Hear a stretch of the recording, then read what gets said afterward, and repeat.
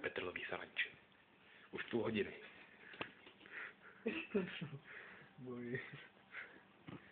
Počkej, já chci záběr blízka. Já to nedojdu, ale.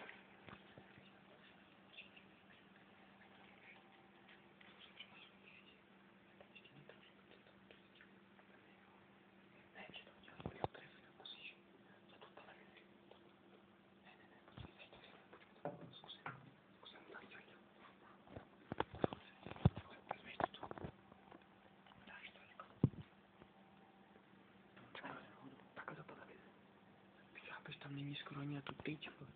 A teď to není tolik, on je skoro za tou televizí. Myslíš? No jo, ty. Hlavně to byl takhle, to byl takhle.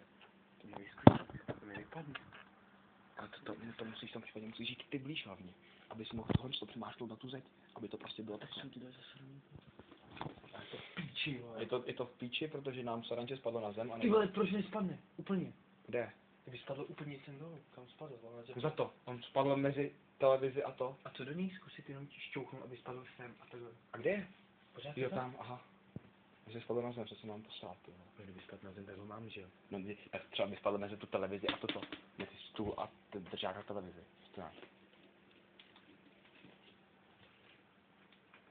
No, padá. No, on se drží.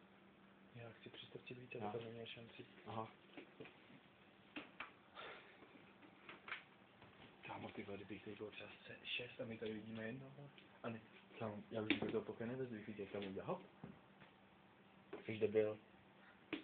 Ne, to bychom viděli, kdyby tam bylo víc. Teď mě napověď, že třeba fakt je víc, už to třeba sídliště, už se něco rodí. Říkal, ty vole. Štěpil. Někdo na televizi? Co mi říkal, Hej, prej, dobrý film na nově, kámo. už končil. Výplata, no to je pravda, to psala. Čemu je tam? Je na stole. Jo. Se leze na stěnu, ne? Ty. A proč? Co to nejvíc, tam se bojí.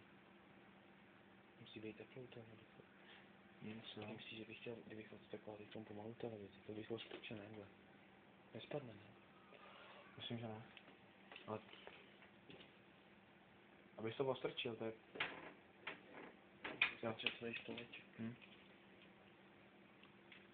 Jo, pojď.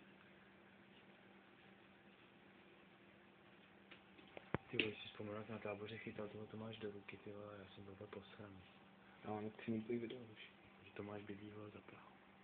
Ty taky, ale.